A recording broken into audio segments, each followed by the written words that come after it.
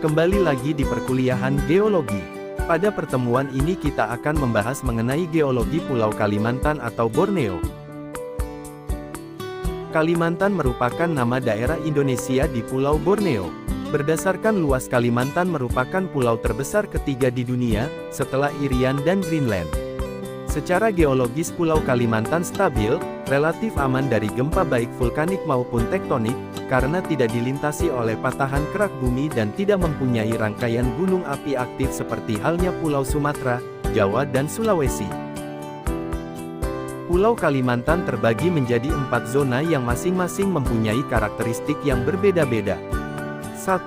Zona Kalimantan Selatan, terdiri dari dataran aluvial, dataran banjir, tanggul alam dan backswamp.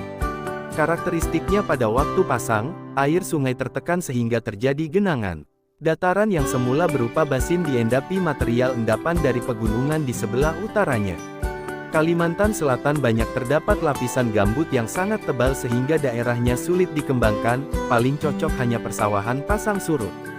2. Zona Kalimantan Barat, berupa pegunungan geantiklinal yang batuannya terdiri dari granit dan batuan berumur termokarbon.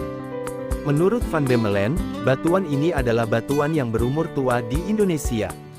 Batuan ini meluas hingga Kepulauan Andalas dan sebagian dari zona ini pada zaman es mengalami genangan oleh air laut. Di lembah-lembah sungai, zona ini sebagian besar terdiri dari hasil pelapukan granit yang berupa feldspar dan kuarsa. Beberapa puluh cm di bawah permukaan, materialnya pasir kuarsa. Zona ini disebut sebagai pegunungan masif karena terdapat di daerah tertutup ataupun tertentu saja. 3. Zona Kalimantan Tengah, merupakan geantiklinal yang di beberapa tempat menunjukkan aktivitas vulkanis yang tidak aktif lagi, misalnya, Pegunungan Iran.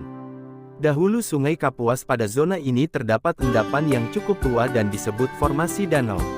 4. Zona Kalimantan Timur, terdiri dari pegunungan antiklinal Sumamuda dan geantiklinal Meratus. Di Depresi Mahakam merupakan delta yang cukup cepat perkembangannya sebab material dan daerahnya merupakan dangkalan terusan dari Selat Sunda di mana basemennya stabil dan muatan sedimen yang diendapkan di beberapa tempat, menyebabkan delta berkembang dengan baik serta alirannya lambat. Pulau Kalimantan berada di bagian tenggara dari lempeng Eurasia.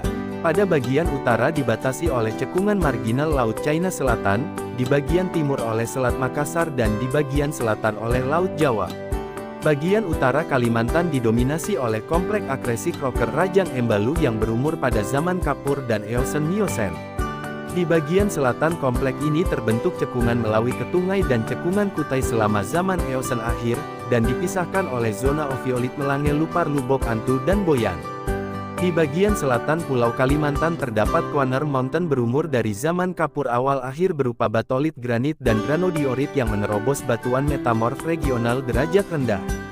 Tinggian Meratus di bagian tenggara Kalimantan yang membatasi cekungan Barito dengan cekungan Asem-Asem.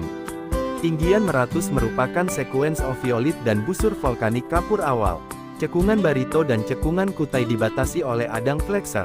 Dalam pembahasan stratigrafi, akan dibahas hubungan tektonik dan pengendapan cekungan dari dua cekungan yaitu 1. Cekungan Barito. Secara tektonik cekungan Barito terletak pada batas bagian tenggara dari Schwanensild, Kalimantan Selatan.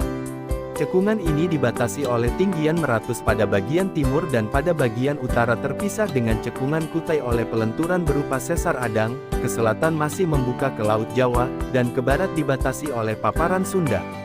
Cekungan Barito merupakan cekungan asimetrik, memiliki cekungan depan pada bagian paling timur dan berupa platform pada bagian barat. Cekungan Barito mulai terbentuk pada Kapur akhir, setelah tumbukan antara mikrokontinen Paternoster dan barat daya Kalimantan. 2. Cekungan Kutai. Secara teknik cekungan Kutai di sebelah utara berbatasan dengan Bengalon dan zona sesar Sangkulirang, di selatan berbatasan dengan zona sesar Adang, di barat dengan sedimen-sedimen paleogen dan metasedimen Kapur yang terdeformasi kuat dan terangkat dan membentuk daerah Kalimantan Tengah, sedangkan di bagian timur terbuka dan terhubung dengan laut dalam dari cekungan Makassar bagian utara.